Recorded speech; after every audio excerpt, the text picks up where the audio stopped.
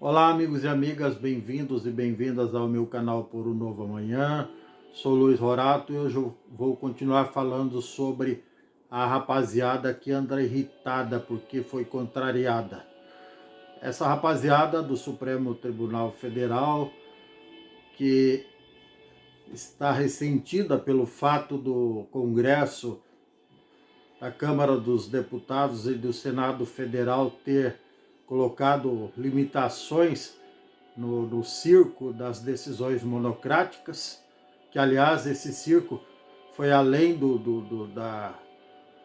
que podemos suportar, porque em decisões monocráticas, membros do Supremo acabaram anulando condenações de criminosos, de ladrões, e permitindo a saída pela porta da frente de traficantes, assassinos, pela porta da frente dos presídios, obviamente, de traficantes e assassinos, enfim. Uma farra do boi que precisa de ser contida. Não pode continuar acontecendo. O Supremo Tribunal, o Poder Judiciário, é um órgão sério e, como tal, seus partícipes, seus atores devem agir. Não pode insultar a inteligência de milhões e milhões de pessoas, de mais de 100, de 200 milhões de pessoas, usando ou recorrendo ao poder que lhes foi concedido de forma até leviana, porque não? Porque colocar na mão de uma única pessoa uma decisão importante sobre, por exemplo, conceder habeas corpus para um assassino, um traficante que tem dezenas, talvez centenas de crimes nas costas, é muito ruim, é muito triste, é um insulto, é um assinte, é um insulto à nossa inteligência. Então, essa rapaziada, inclusive nos seus próprios discursos de defesa do próprio colegiado, digamos assim, do próprio emprego, não foram suficientemente convincentes. Usaram termos jurídicos, palavras difíceis, mas não foram convincentes. Aliás, foram até evasivos, usando subterfúgios. Por exemplo, num trecho da declaração de um deles que ao Supremo Tribunal cabe interpretar a Constituição. Ora, como assim?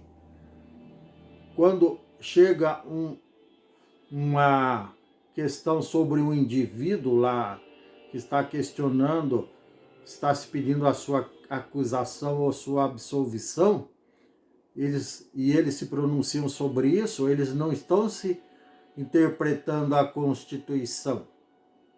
Pelo menos para o meu entender de leigo, que não, embora tenha algum conhecimento sobre direito, não é difícil aceitar que quando eles estão julgando um criminoso qualquer, um indivíduo qualquer, eles estão interpretando a Constituição.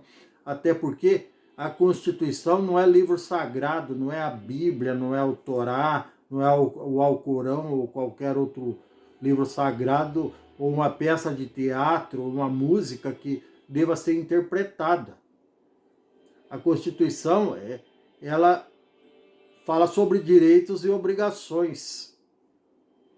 Basicamente isso. E isso tem que ser analisado com frieza, ao pé da letra, matematicamente falando. Se o cara cometeu um crime, ele é culpado e tem que ser condenado e cumprir a pena por isso. E se o cara é inocente, tem que ser solto e ponto e basta. Não cabe interpretação. É bíblico, aliás.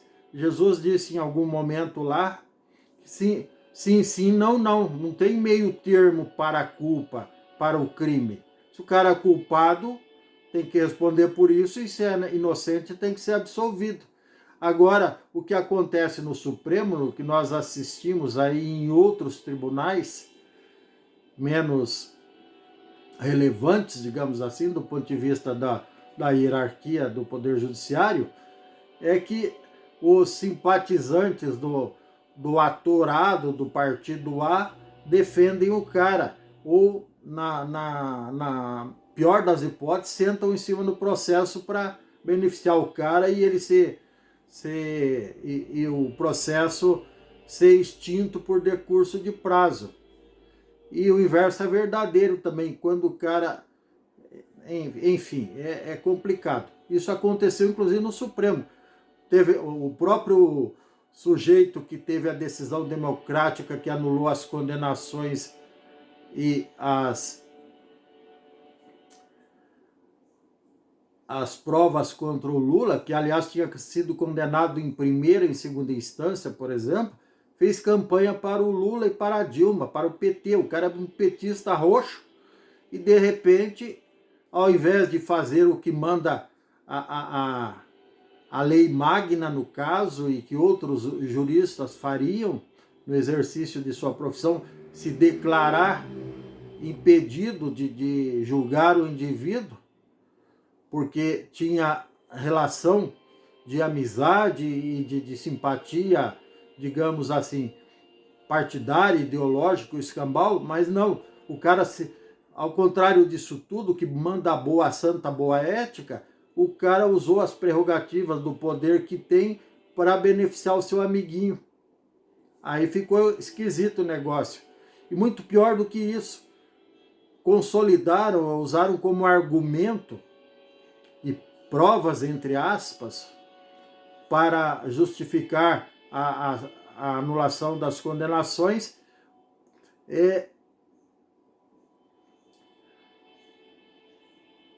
o resultado de outros crimes, por exemplo, o hackeamento dos celulares e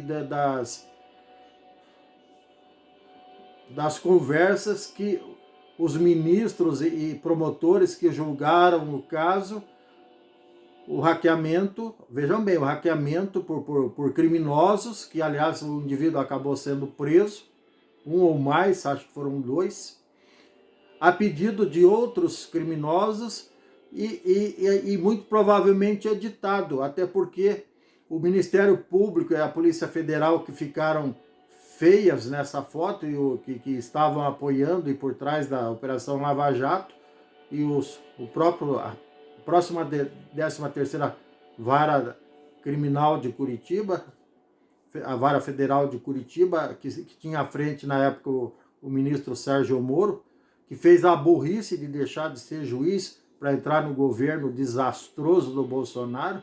Aliás, foi aí que ele deu munição para esse povo todo se prevalecer da situação e fazer o que fez. Enfim, todas essas instituições sérias, que é a Polícia Federal, o Ministério Público e a 13ª Vara Federal de Curitiba e outros tribunais, o Tribunal Federal da 4ª Região, lá em Porto Alegre, também ficaram desacreditados, porque eles corroboraram as condenações do sujeitinho. Todo esse povo desmoralizado por uma decisão monocrática de uma pessoa que deveria ter se declarado suspeita e impedida de julgar o caso. E, como eu estava dizendo, as provas para justificar essa patifaria toda foram conseguidas de forma criminosa, através de hackeamento, muito provavelmente foram editadas, e o próprio Supremo negou o pedido das outras instituições e da defesa do próprio Sérgio Moro para verificar a autenticidade dessas provas. Na realidade, as provas nesse processo, nesse imbróglio todo que deveriam ser anuladas, seriam essas do vazamento de conversas e mensagens entre os membros do Poder Judiciário e do Ministério Público e da Polícia Federal, que trocavam informações sobre os processos em andamento contra o Lula e mais de outros 100 ou 200 réus que faziam parte do mesmo imbróglio, digamos assim, para não dizer quadrilha. Enfim, é isso que nós temos que assistir. E é bem feito, é justo, é corretíssimo que agora o Congresso coloque limitações nessa patifaria do Supremo, tá bom? Se você gostou, dê um like, dê um joinha, inscreva-se no meu canal, não custa nada, ative o sininho para receber novos vídeos em tempo real, enfim. Um grande abraço, gratidão, sorte, sucesso e tchau. Até mais.